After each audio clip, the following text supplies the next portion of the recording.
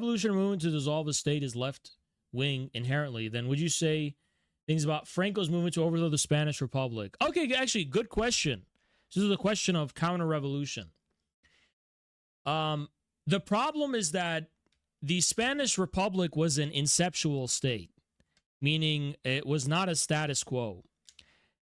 It was still a kind of revolutionary state when it formed. So Franco was attempting to restore the monarchy, restore a previous state of affairs or status quo. Genuinely, not a stupid question, though. Genuinely a smart question.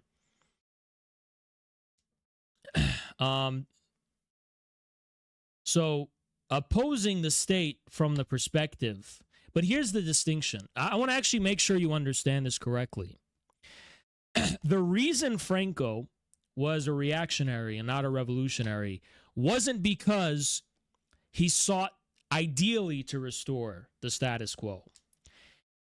There were still vestiges materially of the status quo in the form of the various landowning interests and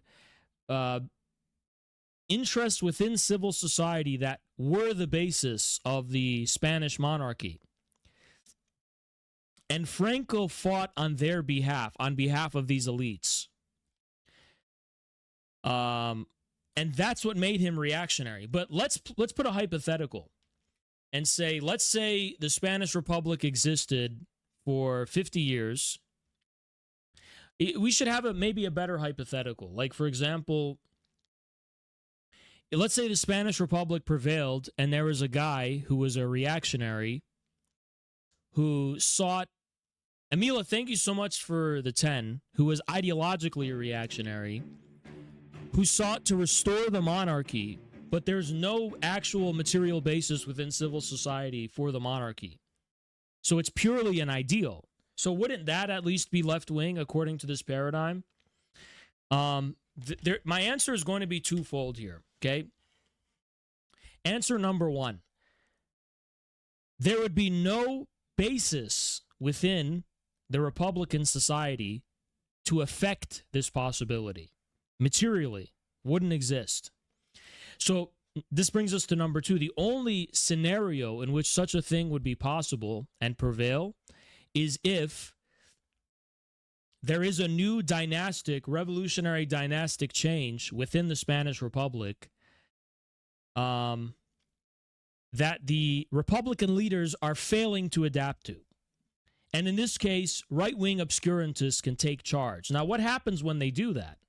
Well, we saw what happened in Russia at the tail end of the Soviet Union. So they take charge, and then, although they don't necessarily revert to a previous state of affairs, Russia did not revert to the pre-revolutionary state, they geopolitically compromise the nation's independence and sovereignty and erode the sovereignty of the state itself and open it up to a kind of colonization of bigger or greater powers, which is objectively, within the scheme of the global geopolitics, is right-wing and is reactionary. So in this case, you have a revolutionary state, whether it's the USSR or this hypothetical Spanish Republic that existed for 60 years. And when its sovereignty is compromised because of the victory of the right, what should have been a Maoist cultural revolution to rejuvenate the state amidst a new revolutionary era becomes an opening that invites foreign imperialism to dominate and destroy your state and take it over. Or, if there's no element of foreign imperialism, which is impossible to imagine in the real world we live in, but let's just say there wasn't, then your state balkanizes, which has happened in the case of Yugoslavia. So your state becomes dysfunctional and its unifying principle no longer is effective.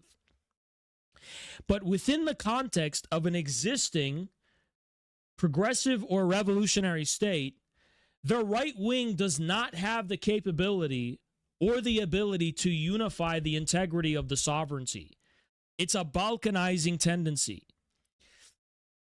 And by the way, this holds true for the United States as well. These crazy neo-Nazis and far-right people who claim to want to overthrow the U.S. government, if they actually succeeded and they were in charge of that process and they led the revolution, let's say they led somehow, or some revolution happens and they take over, they will not be able to reunify the state. So it will be a balkanizing tendency. We know this in the United States. Does it make sense? Once if it does, because of the racial balkanization. Because they're unable to sublate the American Republic of 1776 and of Abraham Lincoln and of Martin Luther King and so on and so on. This failure to sublate will lead to a bulk. This has happened, okay? It happened in Greece, maybe. Maybe this is the story of Europe in the Middle Ages. The right wing can take over in a post-revolutionary scenario, but it can only do so on the basis of fracturing the integrity of a dynasty or a state. It cannot unify the hitherto established division of labor or empire on the basis of a kind of right-wing reactionary ideology. Not possible. So even if the right wing is objectively left-wing, so to speak, in the here and now, they lack the ability to lead a revolution and assert the authority of a new principle that can simultaneously preserve all that has been accomplished thus far by way of unifying the integrity of the division of labor, the territorial expansion of the state itself, unifying civil society and the various populations thereof, and maintaining, basically, the story so far. There's kind of dark ages that follows. The problem is you're boring. Okay, one's if I'm not boring.